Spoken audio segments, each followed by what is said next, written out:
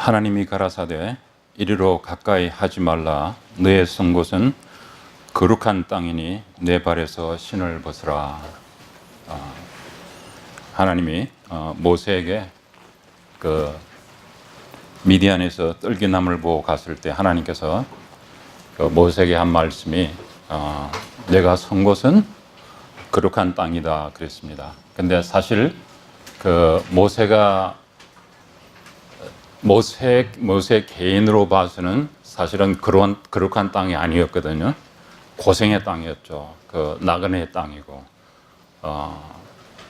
그 40년 동안 그 애굽에서 나와서 방황하면서 자기가 누군지 그 애굽에 있던 영광도 다 버리고 그런 속에서 과연 내가 어디 있는가, 내가 누군가 이런 그 방향이 없을 때 그때 하나님께서 뭐라 그랬는가 하면은 내가 선 곳이 저주의 땅이 아니라 거룩한 땅이라고 그랬습니다. 네, 그 얘기는 바로 그 모세에게 그 자기가 서 있는 곳을 하나님 편에서 다시 보고 영접하도록 방향을 주신 거예요. 그 인생이 우리가 하나님 없이 인생을 사는 것하고 하나님 앞에 서서 하나님을 만나고 거기서 내 인생의 거룩한 땅이 되고 거기서 인생을 바라보면 전혀 다릅니다. 그래서 오늘 저희들이 같이 제가 강의가 아니라 같이 서로 제가 여기 계신 목사님들 다 개인적으로 다 알고 몇 번 빼놓고 다 알고 또 제가 여기서 살면서 목사님들이 얼마나 고생하고 계신가도 제가 충분히 피부로 느끼고 있고 또 그러면서도 얼마나 하나님 앞에서 제대로 살기 위해서 이렇게 몸부림치고 계신가 그것도 제가 굉장히 피부로 이렇게 느끼고 보고 참 이런 귀한 목사님들이 계신데 우리가 오늘 같이 모여서 고민하기 시작하는 시간으로 삼으면 좋겠다. 그래서 여기서 끝날 게 아니에요. 여기서 끝날 게 아니에요. 왜냐하면은 저희들이 당한 이 이슈가 그냥 한 번 모여서 끝나고 한 개인이 얘기한다고 해서 끝낼 이슈가 아니에요. 저희들이 모든 이 브레인들이 다 모이고 여러분들이 가진 모든 경험이 다 모여서 그래서 아까 말씀드린 뭐라 그랬죠? 편두체가 다 눌러지고 저희들이 이성이 합쳐져서 그래서 같이 방향을 찾아서 서로 돕고 이런 시간이 되기를 바랍니다. 제가 오늘 나누고자 하는 것은 성경에서 과연 하나님의 종들을 어떻게 보고 또 우리가 하나님의 종으로서 과연 우리가 있는 곳을 어떻게 봐야 될 것인가 하는 이런 가장 기본적인 이슈들을 가지고 대화를 나누고자 합니다. 제가 한국을 1977년에 떠났습니다. 그때 60년도에 한국의 그 캠퍼스 보고마가 시작이 돼가지고 그때 뭐 CCC, IBF 뭐 굉장히 많은 단체들 그때 막 확 퍼지기 시작한 때였습니다. 그러면서도 한쪽에서는 이 성령운동이 또 시작이 됐어요. 성령운동이. 그래서 막 모든 교회들이 갑자기 성령운동 하느라고 막 확 퍼져나가고 근데 그게 이제 어느 정도 안정이 되니까 그 다음에 또 나온 것이 이제 들어갔다 보면 미국에서 다 넘어왔더라고요. 은사운동이 또 시작이 됐어요. 그래서 왜 은사운동을 했나 봤더니 이게 큰 교회가 커지니까 이게 사람들은 넘쳐나고 사람을 쓸 수가 없으니까 성도들한테 그걸 가르쳐주기 위해서 은사운동을 했더라고요. 그러다가 또 컨템포러리 뮤직 운동이 또 시작됐어요. 또 그게 잠잠하니까 또 예배 운동이 또 시작되고 예배가 살아야 교회가 산다 이래가지고 예배 운동이 또 시작이 되고 그 다음 조금 있으니까 또 리더십 운동이 또 시작돼가지고 여러분들 리더십 컨퍼런스 안 가보신 분 계세요? 그러다가 또 교회 성장 운동이 또 시작이 됐어요. 그러다가 또 이제 번영신학 운동이 또 시작이 되고 예수 믿으면 복 받는다 하는 그게 또 막 퍼지기 시작하고 그 다음에 또 이제 메가처치 운동이 또 시작이 되고 그 다음에 조금 있다가 목적이 끄는 교회, 목적 끄는 삶, 그게 또 시작이 되고. 다 겪었죠? What's the outcome? 여러분들에게 나타난 결과가 뭐예요? 저희들한테 그 모든 운동을 통해서 저희들에게 남은 결과가 뭡니까? 그런 운동을 통해서 혜택 받은 사람들은 소수예요. 그 운동을 시작하신 분, 책 써서 돈 많이 벌고, 그 다음에 자기 맞는 교회니까 교회가 커지니까 봉급 많이 받고, 좋은 차 몰고 집 사고, 예, 그 혜택 받은 분들은 계세요. 그런데 그 운동을 바라보고 그냥 뭐가 있는가 해서 쫓아다닌 많은 목사님들, 성도들한테 남은 게 뭐냐? 제가 그 요한복음 7장 생각이 납니다. 그 초막절을 다 마치고, 이제 그 초막절 그 사람들이 모여서 막 잔치하고 막 굉장히 그 국가적인 차원에서 그 셀리브레이트 하지 않습니까? 다 끝나고 사람들이 이제 집에 가려고, 그때 예수님이 딱 나타나셔가지고 피곤하지? 누구든지 목마른 자는 나에게로 오라 그랬습니다. 저희들 비슷하죠, 그죠? 목마르잖아요, 지금, 그죠? 제가 지금 굉장히 많이 느끼는 게 목사님들이나 성도들이 굉장히 정말 영적인 갈급함에 빠져 있다. 그걸 굉장히 피부로 느낍니다. 얘기해 보면은 다 그거예요, 주제들이. 성도들까지, 평신도들까지 그래요. 좀 어떤 교회는 교회가 괜찮다는 교회 성도들 만나도 다, 그래서 제가 느끼는 것이 하나님께서, 제가 어떤 교회를 비난하는 것이 아니라 하나님께서 이제 사람들 속에 갈증을 다시 심으신다. 그래서 제가 maybe 하나님께서 큰 일을 하실지도 모르겠다 하는 그런 그 기대를 지금 하고 있습니다. 그래서 오늘은 저희들이 같이 좀 모여서 적은 그런 교단, 지역, 이런 차이를 넘어서서 좀 같이 좀 고민해보는 그런 시간이 되기를 바랍니다. 제 생각은 이런 질문에 또 새로운 운동으로 답할 건 아닌 것 같아요. 적응교회 운동할까요? 제가 누구한테 그래서 적응교회 운동, 그걸 누가 하겠냐고. 적응교회 그러면 20명이 적응교회, 30명이 적응교회, 어떤 분들은 100명이 적응교회인데, 그죠? 그리고 적응교회 운동하면 누가 거기 조직하려고 그래요? 방법론이나 스타일은 여러분들 개개인들 다 하시면 됩니다. Each one has a different style and method. 그걸 그때게 그냥 묶어가지고 이것이 모델이다 작용 안 하지 않습니까? 그죠? 솔직하게 이제 그만큼 했으니까. 저는 제가 가장 이 시대 20세기에 존경하는 정치 지도자는 윈스턴 처칠이에요.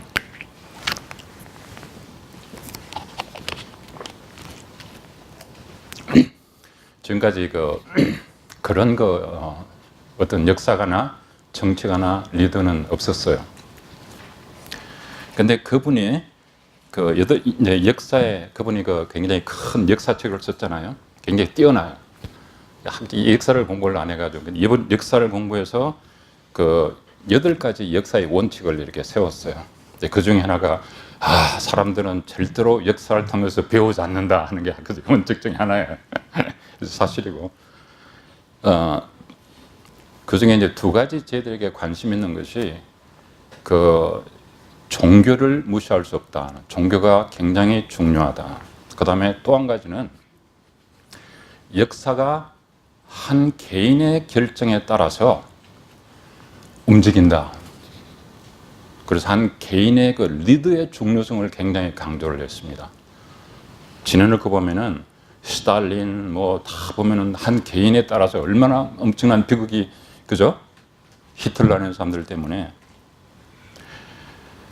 그래서 그분의 이렇게 거기에 따르면은 리더 사람이 문제지, 사람이 정말 가장 중요한 이슈다. 목회도 마찬가지인 것 같아요. 목회자가 더 중요하지 방법은 it doesn't make any difference. 목회자는 과연 그러면 목회자는 도대체 목회자 정의가 뭡니까?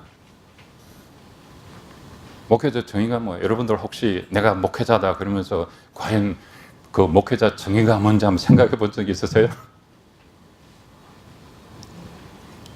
목회자는 제가 볼 때는 하나님의 부르심을 받아서 어떤 특수한 지역이나 특수한 시간에 세대에 그 그리스도 예수의 복음을 전하도록 부르심 받는 분들 아닙니까? 그죠? 어떤 제한된 시간과 제한된 지역에 부르심 받은 분들이에요. 우리가 전 세계를 품을 수 없잖아요. 그죠? 제한됐어요. 그래서 우리가 로컬 철치란 말을 쓰지 않습니까? 그죠? 이제 그런 분들이 그러면은 이런 목회자가 그 목회자가 정말 가져야 될 것이 뭔가 저는 딱 한 가지라고 생각해요. 한 가지예요. 복음이에요. 목회자가 정말 가져야 될 꼭 한 가지. That's the gospel. 그것만 가지면은 everything else follows. 복음 해놓고 그 사람이 그 삶은 복음을 알면 삶이 따르죠. 복음을 제대로 알아야 된다. 그래서 오늘 좀 제가 이제 한 두세 가지 좀 생각해 보려고 합니다. 첫째는 그 교리로서의 또 신학으로서의 복음, 그리고 또 하나는 그 역사로서의 복음. 근데 우리 제가 설교를 참 많이 이제 이거는 미국 교회도 마찬가지예요. 많이 설교를 들어보는데 주로 아담과 예수에 관한 설교가 제일 많습니다. 그게 무슨 말인가 하면은 아담이 죄를 짓고 원죄 때문에 우리가 죄 속에 빠지고 그래서 예수님께서 하나님께서 자비로 그 아들을 보내셔서 십자가에서 죽으시게 하고 구속하셨다. 그게 거의 메시지의 90% 이상이에요. 그래서 우리가 하나님의 심판이 대상이 되고 뭐 이런 거 아주 아담과 예수 그것만 하니까 맞는 신학이죠, 그죠? 틀린 게 아니지 않습니까, 그죠? 로마서 5장에 보면은 아담과 예수 얘기 나오거든요. 그런데 저희들이 많이 잊어먹는 참 중요한 부분이 있어요. 아브라함과 예수를 많이 잊어먹어요, 저희들이. 근데 거의 다루질 않아요. 아브라함이 언제 활용을 받는가 하면은 예화에 설교할 때 아담과 예수 속에 어떤 예화할 때 아브라함을 넣거든요. 그런데 아브라함과 예수의 그 흐르는 그 역사 속에서의 이 흐름을 무시하기 때문에 복음 이해가 굉장히 교리적으로 좁아져 버린 거예요. 역사를 이해하는 사람은 통넓게 봐요. 그래서 예수께서 오셔서 아담과 예수의 그 사역을 하셨는데 그 사역이 오히려 이 큰 그 역사 속에서 이루어졌다는 것을 보여줘야 그래야 이 폭이 넓어집니다. 그 이슈를 그 문제점을 알고 벌써 신약 저자들이 다 해놨어요. 이게 제가 얘기드린 게 새로운 것이 아니에요. 여러분들 마태복음 1장을 착 열면은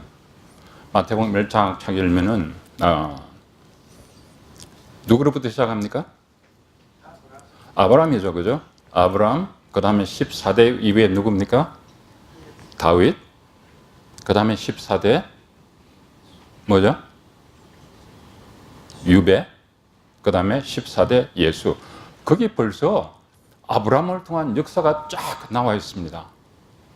마태가 신구약 역사를 어떻게 받는가 하면은 아브라함을 통해서 다윗, 그 다음에 유배, 예수, 이 역사의 흐름을 벌써 마태는 그렇게 보고 있는 거예요.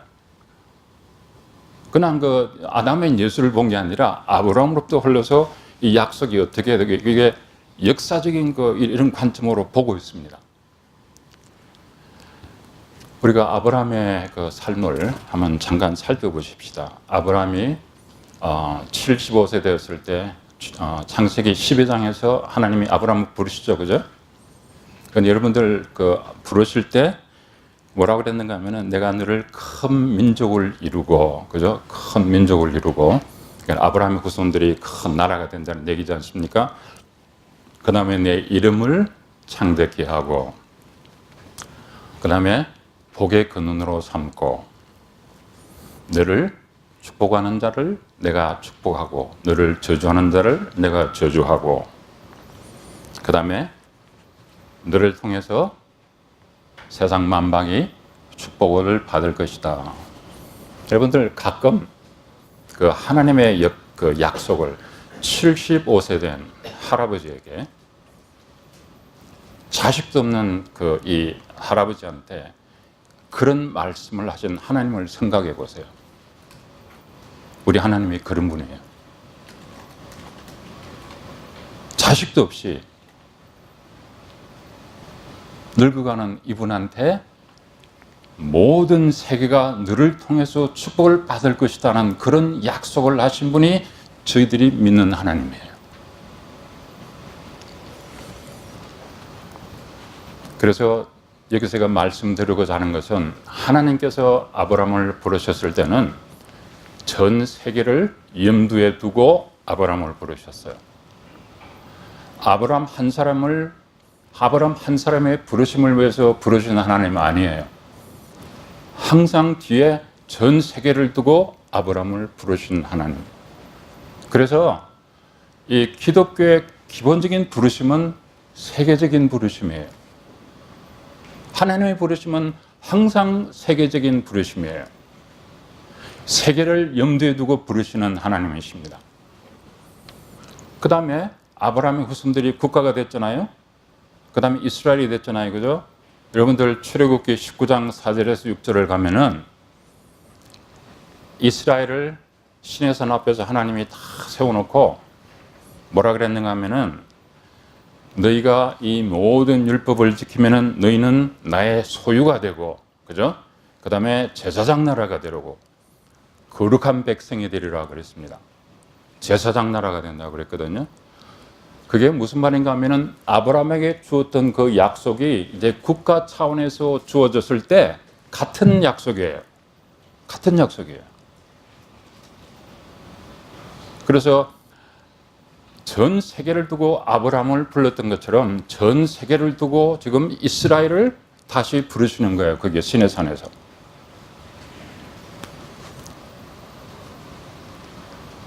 그래서 이제 가나안 땅에 들어가서 다윗의 후손들이 사사기, 여러분들 사사기 역사 알잖아요, 그죠?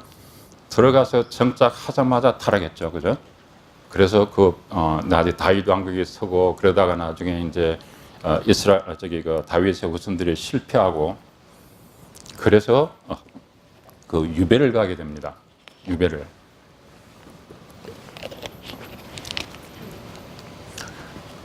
유배를 보낸 것은 하나님의 뜻이에요.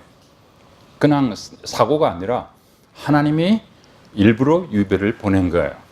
왜 그런가 하면은 이스라엘을 보존하기 위해서. 이게 가나안 땅에 있다면 다 망하게 생겼거든요. 그러니까 그 예레미야가 그랬죠. 끌려간 사람들이 좋은 무화과라고 그죠?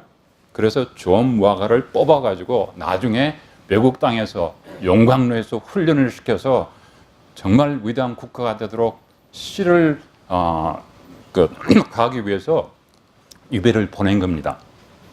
그리고 그 유배에 가가지고 이제 뭘 발견하는가 하면은 그 하나님의 뜻이, 이스라엘에게 주신 하나님의 뜻이 무언가를 거기서 재발견합니다.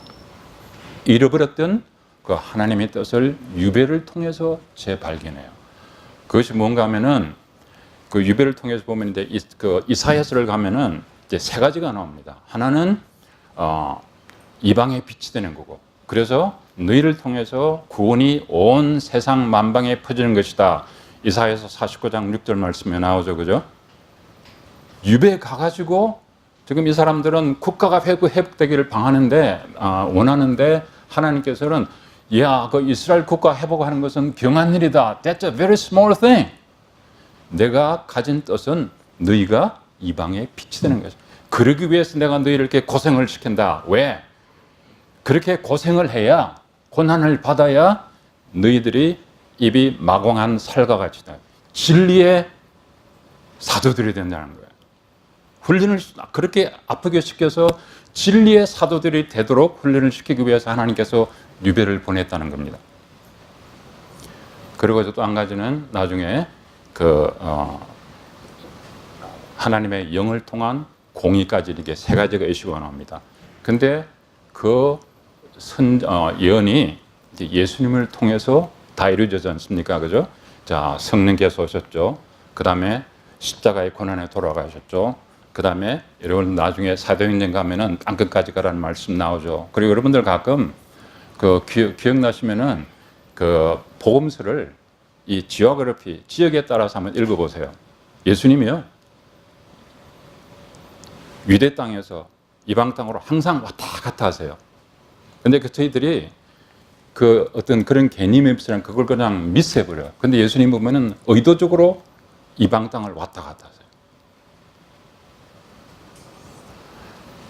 그리고 또 바울도 나중에 보면은 선택하셔서 이방인들의 제자죠. 그 다음에 이제 예루살렘 교회가 이 하나님의 뜻을 제대로 성취를 못하니까 핍박을 통해 가지고 다 흩어버리지 않습니까? 그죠? 핍박을 통해서 다 흩어버립니다. 이 흩어진 성도들이 이제 곳곳에 흩어져 가지고 먼 곳에 가가지고 도대체 후아위 우리가 누구냐? 왜냐하면은 유대인들한테도 핍박받죠. 예루살렘 모교도 사라졌죠. 그러니까 뿌리가 완전히 사라져 버린 거예요. 그러면 도대체 우리가 누구냐? 후아위 그런 질문들이 나오지 않습니까? 그죠? 그래서 굉장히 고민하고 정말 우리가 무엇을 해야 되고 왜 여기 있는가 그 고민할 때 하나님께서 베드로 사도를 통해서 너희는 왕 같은 제사장이다. 그래서 출애굽기 19장 6절 4절 6절 말씀을 다시 환기를 시킵니다. 하나님의 뜻이 그것이었으니까 하나님의 뜻을 다시 이제는 예수님을 믿는 뉴 테스트먼트 크리스천들한테 그 사명을 주십니다. 그래서 거기는 무슨 말인가 하면 너희들은 의미 없이 여기저기 쫓겨다니는 외국 땅에 가 있는 이등 국민이 아니다. 그거예요.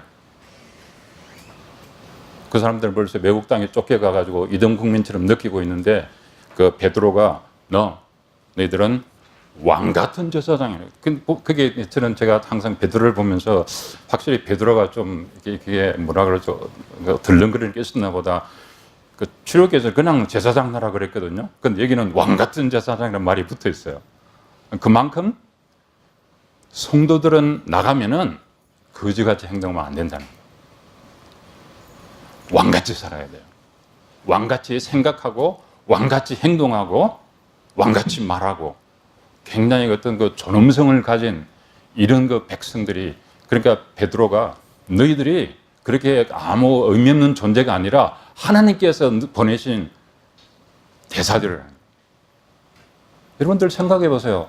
그냥 쫓겨가가지고 도대체 우리가 누구냐 그러는데 베드로 사도가 너희들은 왕 같은 제사장이다. 얼마나 엄청난 정체성을 줍니까? 그죠? 여러분들 그게 저희들이 믿는 하나님이에요.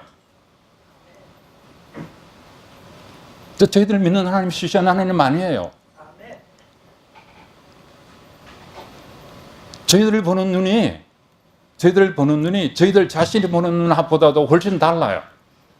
하나님께서 별 볼 일 없는 성도들, 흩어있는 성도들을 볼 때 왕 같은 제사장으로 전 세계를 품어야 될 사람으로 보고 있거든요. 그게 하나님이 저희들을 보는 눈이에요. 근데 우리 자신들은 우리 이스라엘 사람처럼 아말렉족 수고를 보내고 우리는 메뚜기 같은 존재고 지금 그런 생각이 많이 들잖아요. 그죠? 그래서 기독교의 아브라함을 통해서 볼 때 기독교의 부르심은 하나님의 부르심은 항상 하나님의 비전 속에서 일어납니다. 그 하나님의 비전은 뭐냐? 자기가 만드신 모든 자녀들이 예수님을 통해서 구속받고 그 구원 속에 들어오는 게 하나님의 비전입니다. 그 큰 비전을 염두에 두고 개개인을 부르십니다. 그렇기 때문에 개개인의 부르심은, 하나님 안에서 개개인의 부르심은 세계적이에요. 자, 그러려면은 믿는 사람은, 근데 문제는 여기서 이제 그런 질문이 나옵니다. 근데 어떤 사람은 영어도 못하고 뭐 어떻게 그 나가서 하냐? It doesn't matter. It doesn't matter. 마음이 세계화가 됐냐 안 됐냐 그거지. 이 부르심을 받아들이고 마음이 세계화가 되면요, 여러분들 마음이 세계화가 된 사람은 세계 선교를 안 해도 세계 선교를 합니다. 왜? 대화나 자녀들한테 모든 것이 나오니까. 마음이 세계화가 안 된 사람은 세계 선교를 해도 세계 선교를 안 해요. 여러분들 지금 요새 교회에서, 제가 죄송한 말씀이지만은 왜 그렇게 그 페루 쪽을 좋아하시는지, 페루로 이렇게 선교를 많이 보내시더라고요. 근데 세계화가 안 된 사람들이 페루로 나가서 갔다 와서는 인생을 바꾸는 경험을 했다. 그러면 한 달 있으면 원위치 하거든요. 사람이 세계화가 되고 바뀌어야죠. 아무리 세계적인 프로그램을 가져도 사람이 세계화가 안 되면은, 근데 그 사람을 세계화하는 동기가, 기구가 뭐냐? 하나님의 부르심이에요. 여러분들, 하나님께서 저희들 부르셨을 때는 한두 사람 두고 부르신 게 아니라 저희들이 할 수 있고 할 수 없고를 넘어서서 세계 구속을 염두에 두고 저희들을 부르신 겁니다.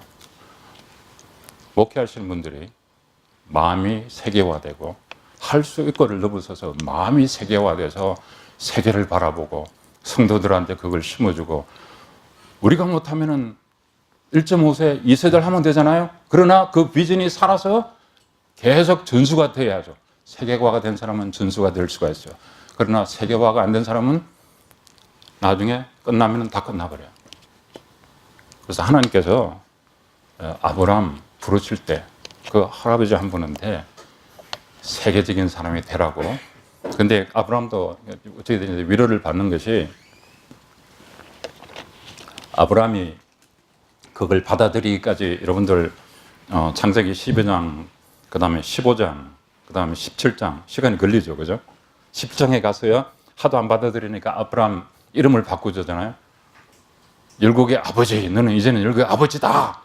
그거 열국의 아버지 될 것이 아니에요. 여러분 읽어보시면은 I have made you. 그래서 너는 열국의 아버지다. 그걸 분명히 못을 박아버립니다. 그리고 22장에 가서 그때서 하나님이 이제 너가 세계적인 사람이 됐다. 그래서 그때는 하나님이 스스로 맹세를 하십니다. 서원을 하세요. 그래서 그게 무슨 말인가 하면은, 내가 열국의 아버지가 되는 것은 내 자신이 할 수 있는 문제가 아니고, 이제는 너가 열국의 아버지가 되도록 역사하겠다. 그게 나중에 예수님을 통해서 다 이루어지지 않습니까? 그죠? 자, 그 다음에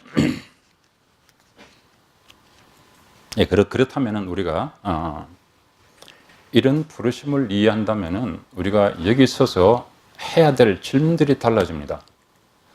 어떤 질문들을 해야 되는가 하면은, 왜 하나님이 나를 여기로 보내셨는가? 왜 미국에 보내셨는가? 내가 이민으로 미국에 왔다가 아니라 왜 하나님이 나를 이 미국에 보내셨는가? 질문이 달라져요. 그러면 답이 달라지거든요. 질문을 어떤 게 하나에 달라가지고 다른 답이 나옵니다. 또 그리고 만일에 그 하나님이 나를 이곳에 보내셨으면, 그러면은 과연 내가 어떻게 미국을 감당할 수 있는가? 그죠? 내가 어떻게 미국을 감당할 수 있는가? 또 어떻게 우리 교회가 미국을 감당할 수 있는 믿음의 공동체가 될 수 있는가? 질문의 질이 달라져 버립니다. 이런 그 질문이나 기도나 정신이 교회에 살아있으면은 또 거기에 맞는 답들이 나옵니다. 묘해요. 하나님이 저희들이 마음을 아시고 그런 그 갈구가 있으면은 이 길을 이상하게 열어주십니다. 제가 그게 제 인생의 그 경험이에요.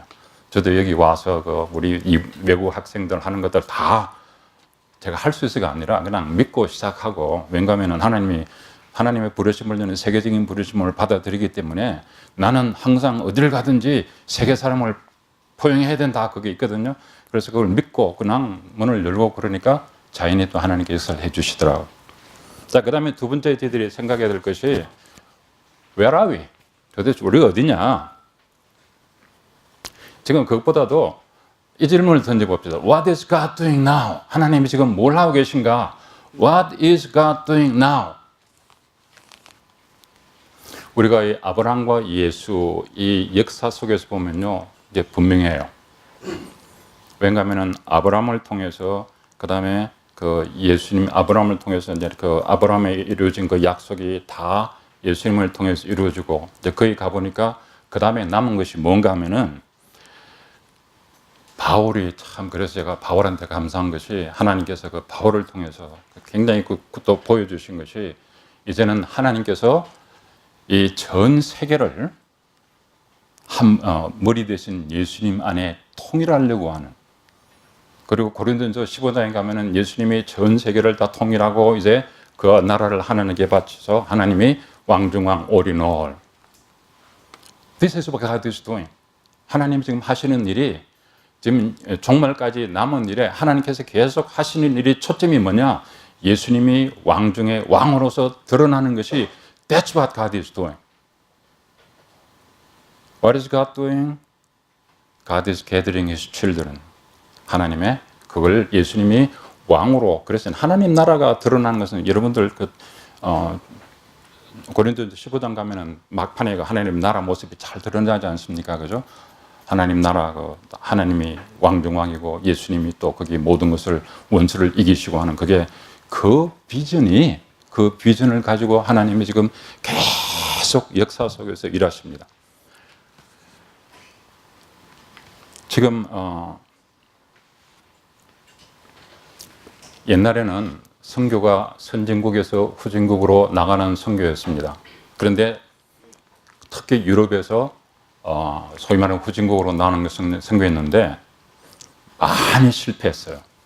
왜? 이게 소위 말하는 그 임피리얼리스트 그 선교를 했기 때문에 가가지고 그 전부 선교 당한 나라 국가를 이등 국민으로 만들어 버리거든요. 그래서 옛날에 기억납니까? 제가 예수 믿기가 참 힘들었던 게 그 미국 선교사들 나와서 그 많은 걸 보고 제가 화가 나서 교회에 막 초청을 받아 안 갔거든요. 왜냐하면 저희들은 가난하게 사는데 막 이런 거 높은 담에다가 이렇게 들여다보면은 그 그레스가 그냥 멋있게 해가지고 걔하고 애들하고 뭐 그네하고 이런 거 보면서 That's not our life. 그래서 제가 굉장히 반발을 해가지고, 안 그랬으면 빨리 갔을 텐데 반발을 해가지고 대학 3년까지 기다렸었어요. 굉장히 안 좋은 선교를, 지금 또 보니까 한국이 또 그걸 또 배워가지고 또 필리핀 이런 데 가가지고 그런 식으로 또 선교를 막, 그래서 하인들 데리고 이렇게 살고 하는 선교를 하고 있더라고요. That's not good. 근데 지금 이제 지난 한 20, 30년 사이에 전 세계가 지금 굉장히 게르만족의 그 대이동처럼 지금 엄청난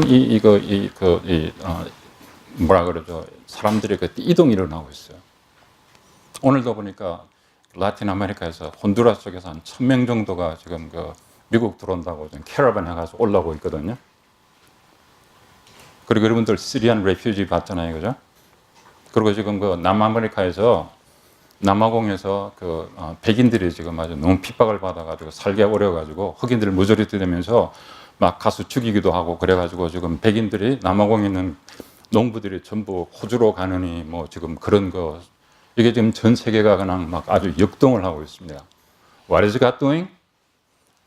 하나님이 다 섞어서 이제는 나중에 기독교인들이 들어가서 예수님의 이름을 선포할 수 있는 그런 환경을 만들지 않나 하는 생각이 듭니다. 그리고 특히 저희들이 있는 미국은, 여러분들 한번 솔직하게 미국을 한인 사회를 떠나서 한번 미국 사회를 한번 쳐다보세요. 아난델 가서 보세요. 세계 축소판이에요. 조금 나가면 이티오피아 그 음식점 있죠? 그 다음에 저기 가면 어디입니까? 커밥 하는데 아프가니스탄 음식 있죠? 몽고, 네팔, 뭐 여기저기 온 사람들이 다 들어와 있습니다. 이 북미가 전 세계 축소판이 되어버렸습니다. 축소판이 되어버렸어요. What is God doing? 하나님이 전 세계를 저희들의 문턱에다 갖다 놨어요. 그리고 저희들한테 던지시는 질문이 What are you going to do with these people? 과연 하나님이 지금 다 준비를 해가지고 그랬더니 갖다 줬거든요.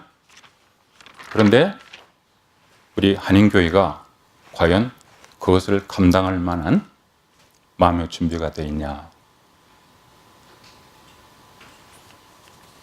미국 교회도 잘 안 해요. 그런데 제가 참 한인교회를 굉장히 사랑하는데 한국 교회는 믿음과 열정과 할 수 있는 그게 있어요. 근데 조금만 마음을 터면 할 수 있는데 이상하게 이 한인들 속에 이게 꽉 막혀가지고 그걸 저는 목사님들이 틀어줘야 되지 않는가 그런 생각이 듭니다. 자, 그러면은 우리가 이제 가끔 제가 이민이라는 말을 되게 싫어합니다. 위험한 단어예요. 여러분들 가능하면 쓰지 마세요. 왜? 저희들이 오니까 이 백인들이 보니까 이 친구는 노랗고 머리도 새카맣고 눈도 그냥 이게 실바늘처럼 적고 또 보니까 이상한 김치를 먹고 또 거기다가 또 뭡니까 우리 잘 쓰는 오일 뭐죠? 참기름을 또 냄새가 고약하게 나잖아요. 쓰고 그러니까 이 친구들하고는 그래서 이제 어떤 차이를 두려고 저희들한테 붙이는 레이블이 이민이에요. 근데 왜 그걸 기분 나쁘게 생각하고 받아들입니까? 그래서 왜 인사하면은 뭐 하세요? 저는 이민교회 하고 있습니다. 목사님, 그 이민교회 하시지 마세요. 이게 이등 국민으로 벌써 이게 그걸 딱 해가지고, 근데 특히 더 나쁜 것은 그걸 내면화해버리면은 내면 속까지 이민이 되어버립니다. 근데 성경에 이민이라는 개념이 없습니다. 없어요. 이거는 정말 이 먼저 와 있던 친구들이 우리를 무시하고 우리를 어떤 뭐라 그러죠? us and them 그 카테고리에 집어넣기 위해서 우리한테 준 그런 레이블이에요. 여러분들 교회에서나 집안에서 다 없애버려서 유혈신 사상으로 야훼만 아는 사상으로 돌아왔어요. 엄청난 역사가 유배때 일어났어요. 자, 그러면은 하나님께서 이런 흩어져서 방향 없이 이렇게 흐르고 그럴 때 그때 가장 큰 역사를 하시는데 그러면은 그 관점에서 우리 자신을 한번 볼 수 없을까요? 우리가 있는 거.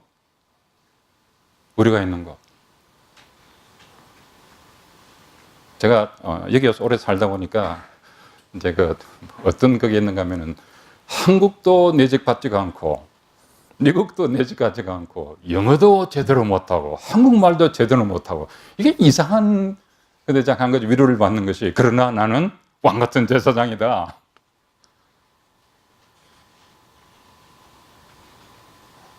우리가 있는 곳이 정말 축복받은 곳이에요. 왜? 하나님밖에 의지할 곳이 없어요.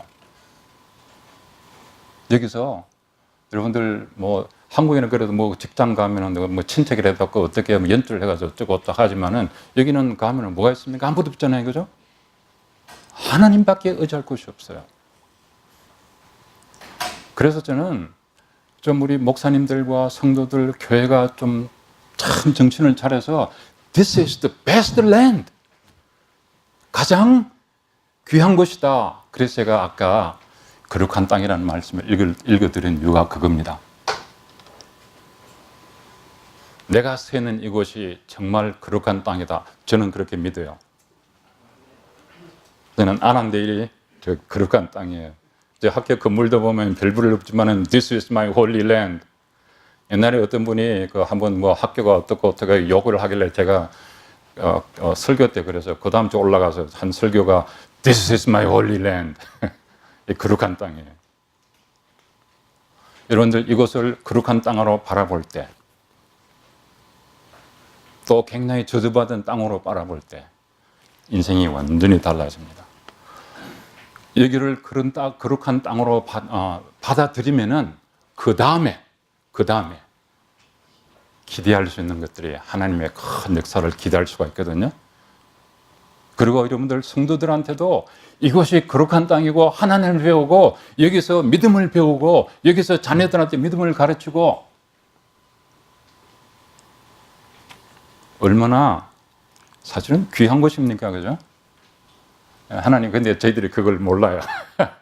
그렇게 엄청난 곳에 와 있는데 자꾸 저기 그 가나안을 바라보고, 그래서 한국으로 돌아가시는 분들도 계시더라고요. 그래서 제가 아니 왜 이 귀한 땅을 두고 한국으로 가냐? 그래서 이해가 참 어려운데 그걸 생각하니까 아이고 목사님들이 책임이 있겠다. 왜냐하면 그걸 안 가르치는 게 여기가 귀한 땅이다 그래야 되는데 어려우니까 가세요. 그렇게.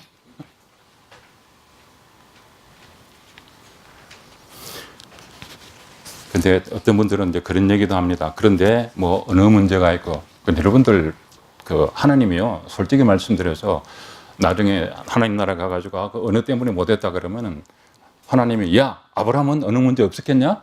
요셉은 어느 문제 없었겠냐? 너 유배간 이스라엘 사람 어느 문제 없었겠냐? 그럴 거예요. 그래 어느 문제를 왜 하나도 안 다뤄놨거든요. 왜? 배우면 되니까.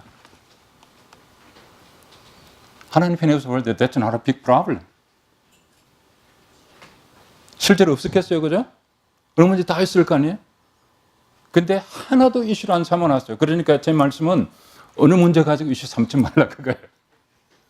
모르면 배우고, 내가 못하면 1.5세대에서 하고, 2세대에서 하고, 아니면은 미국 사람들 하에서 하고, 하면 돼.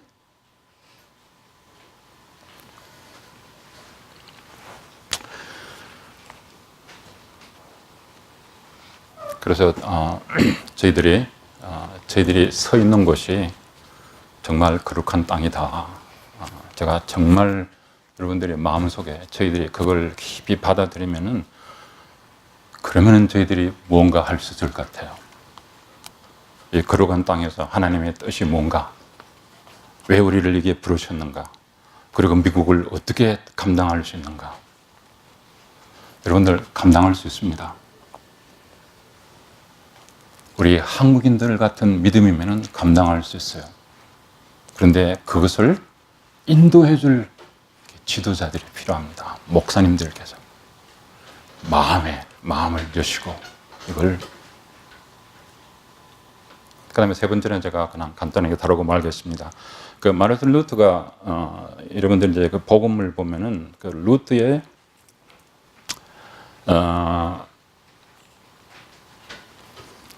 아까 마르틴 루터의 이 종교 개혁을 보면요, 여러분들 어떻게 보실지 모르지만은 한 개인의 심령 속에 역사한 복음 때문에 일어난 거예요.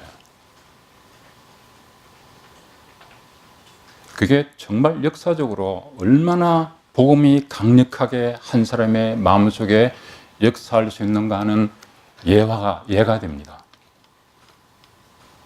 그런데 그 재밌는 얘기가, 루터가 한참 그걸 하고 있을 때 그 멜랑컨톨이 이제 루터가 어디죠, 무슨 그 성에 기억이 안 나네. 그 성에 감금이 돼가지고 멜랑컨톨이 이제 그 대학을 책임지고 있을 때 그 칼슈타트라는 그 사람이 성령운동을 했어요, 옆에서. 그래가지고 막 와가지고 내가 기도를 하고 막 이러니까 하나님이 이런 경험을 하고, 그러니까 멜랑컨톨은 사람이 약했어요. 그래가지고 어떻게 하면 하나님의 뜻이라 그러니까 이게 힘들어가지고, 그래서 루터가 이제 그 얘기를 듣고는 답을 쓴 게 뭐라고 했는가 하면은, 어떻게 예수님의 십자가를 얘기하지 않는 것이 하나님의 뜻이냐? 운동을 잘라버려요. 그래서 루트가 자기 시작한 이 종교개혁을 운동으로 몰고 가지를 않았어요. 그래서 뭘 했는가 하면 거기서 다시 성경 번역하고 말씀에서 그걸 받을 때까지 꽉 붙어가지고 하나님 앞에서 이 한 사람이 얼마나 하나님을 사모하고 하나님의 인정을 받기 위해서 발버둥을 쳤는가에 따라 가지고 거기서 어떤 해방을 얻으면서 큰 역사가 생긴 거예요. 운동으로 생긴 게 아니에요. 복음이 얼마나 강력한가를 보여주는 역사적인 사실입니다. 예.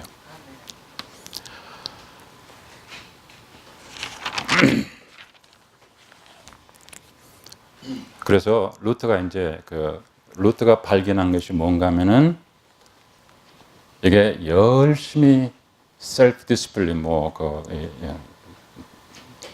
그걸 해서 또 열심히 일을 하고 열심히 봉사하고 그래서 구원받는 것이 아니고 단순한 예수님의 십자가를 바라보는 믿음과 은혜로 구원받는다. 그걸 깨닫는 순간에 그 마음에 놀라운 자유함. 가끔 그런데 사람들이 그걸 잘 이해를 못해요. 그 놀라운 자유함, 그게 뭔가 하면은 루트가 바로 종말에 있을 그 심판을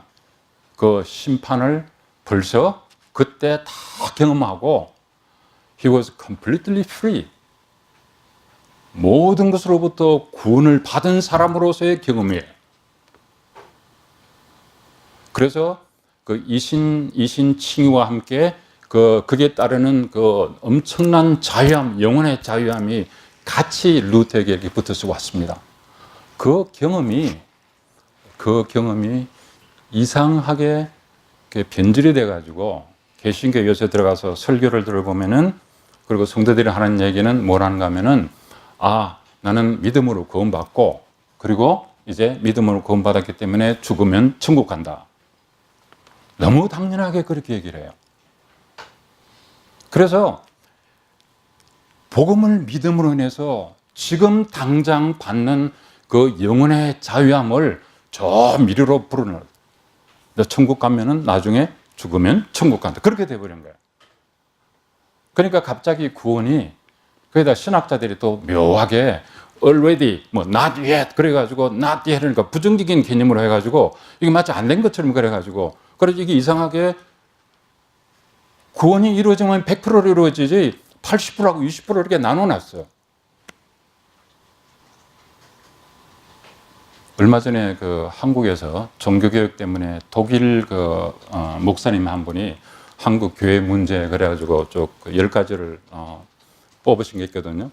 그 앞에 4개인가를 보면은 다 어디서 나오는 문제인가 하면은 이 현실에 있는 그 놀라운 이 영혼의 자유함, 복음과 함께 오는 그 영혼의 자유함에 느끼는 그것을 저 미래로 물려놨기 때문에 오는 이슈들이에요. 그래서 그 중에 하나가 뭔가 하면은 한국 교회가 너무 지옥을 가지고 악용한다.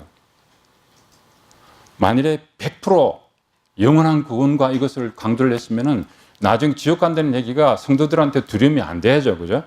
그런데 성도들이 지옥 갈까 두려워가지고 헌금도 잘 내려고 그러고 봉사하려고 그러고 이러다 보니까 이게 성도들의 그 믿음의 근거가 두려움이 돼버린 거예요. 어떻게 되는지 나는 모르겠는데 이게 기본적으로 자유함과 감사와 감격이 기초가 돼야 되는데 이게 두려움이 기초가. 그러니까 그분이 하신 얘기가 한국 개신교가 옛날 캐톨릭하고 비슷해졌다 하는 얘기가 맞는 말이에요.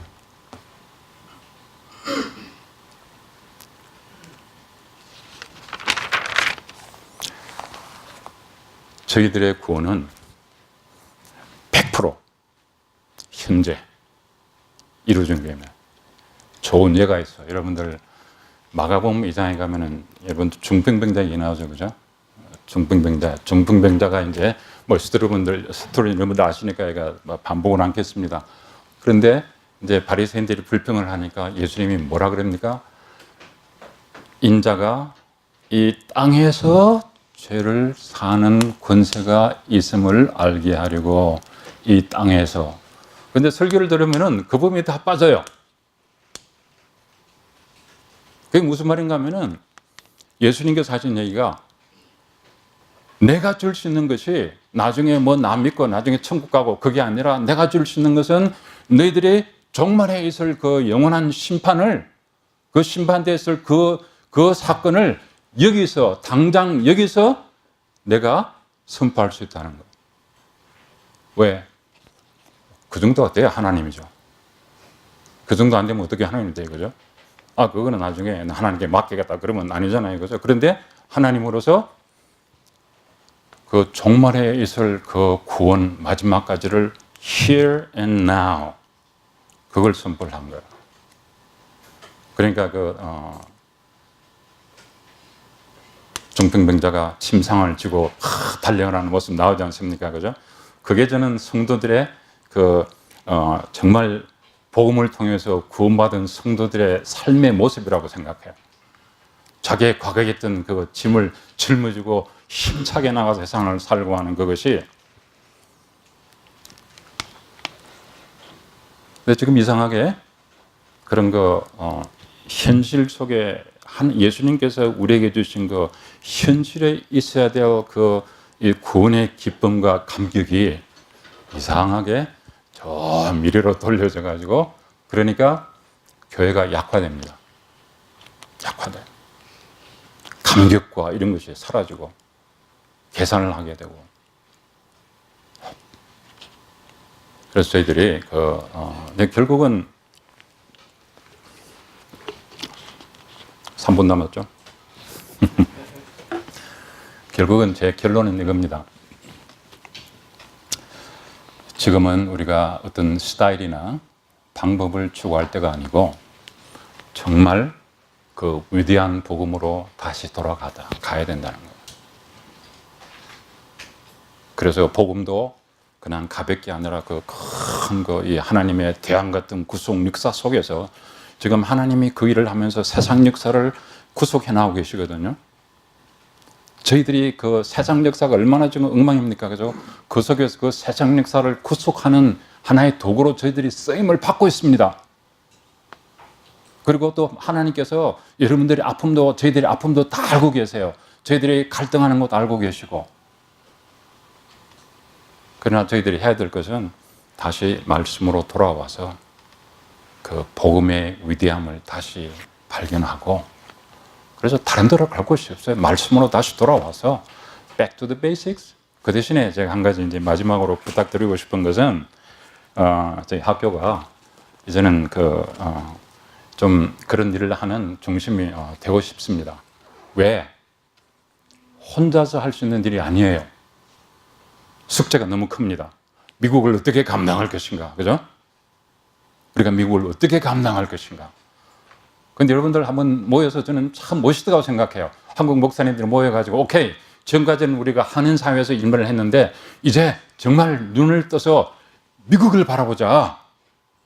보니까 전 세계가 다 들어와 있다. 과연 우리가 뭘 해야 되냐? 모여서 그러면은 어떤 전략을 세워야 되냐? 어떻게 기도를 해야 되냐? 그런 모임이 있으면은 얼마나 이렇게 살아나겠습니까? 그죠?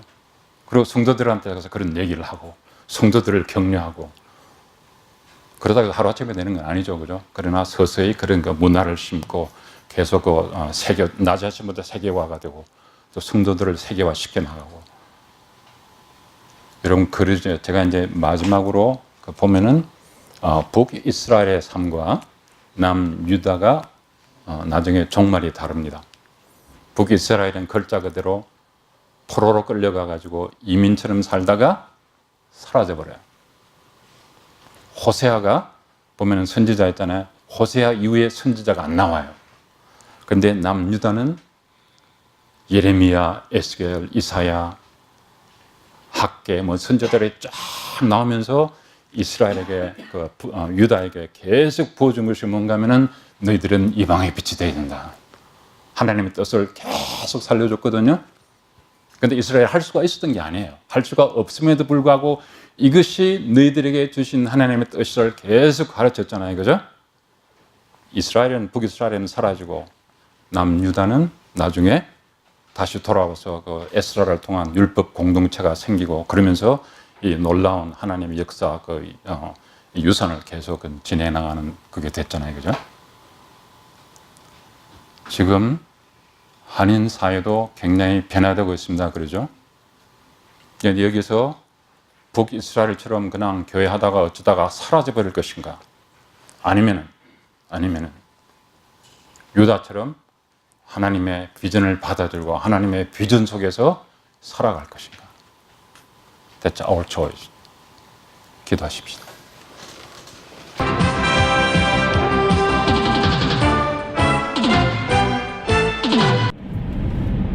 저희 JI 팜은 고추와 오이와 깻잎을 심어서 여름철에 한인사회에 공급하고 있습니다. 이 길은 아난데일과 센터빌을 거쳐서 지금 농장으로 향하고 있는 길입니다.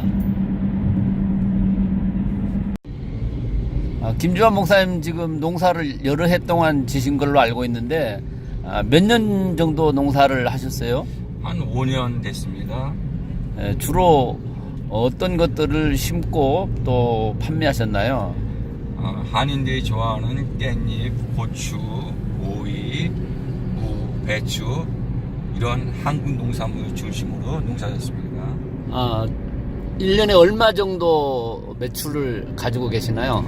예, 뭐 매출이 많지 않습니다. 한 9만 불에서 10만 불 정도 매출이 일어나고 있습니다. 9만 불과 10만 불 정도 되는데 그 목사님께는 많지 않는 액수인가 보죠? 미국 농사하는 분들에 비하면은 아주 작은 액수입니다. 네. 그러면 한 여름철에만 그 정도 생산과 판매가 이루어지고 있네요. 네, 겨울에는 온상에서 농사짓지만은 많은 수입이 나지 않고 있습니다. 네. 올해는 얼마 정도 예산을 잡고 계시나요? 올해도 아마 동일한 액수를 예상하고 있습니다. 예, 한 10만 불 정도 네. 그 정도 잡고 계시는군요. 그리고 여기에 소요되는 인력은 얼마나 될까요? 월 평균 한 8명 정도 필요합니다. 네. 그래, 농사 져보시면서 가장 좋은 점은 어떤 게 있으시던가요? 네, 자연과 함께 더불어서 수입을 얻을 수 있으니까 굉장히 정직하고 기쁨이 넘칩니다. 다른 사람들 일반적으로 농사는 힘들고 어렵다 이런 선입견을 좀 갖고 계시는 것 같은데 목사님께서는 어떻게 생각하시는가요? 네, 한국에서는 장비가 없어서 농사가 많이 힘들지만은 미국에서는 장비가 좋기 때문에 그렇게 농사가 힘들지 않습니다. 네. 근데 앞으로도 이거 계속 하실 건가요? 예, 앞으로도 뭐 계속적으로 이 농장 더불어 할 수 있는 이 사역을 넓혀갈 예정입니다. 네, 앞으로 이 농장을 통해서 특별한 계획이 있으신가요? 네, 함께 어려운 분들하고 함께 농사 짓고 함께 먹고 함께 치유하면서 이렇게 지냈으면 좋겠습니다. 네, 감사합니다. 올해도 농사가 풍년되시기를 바랍니다. 감사합니다.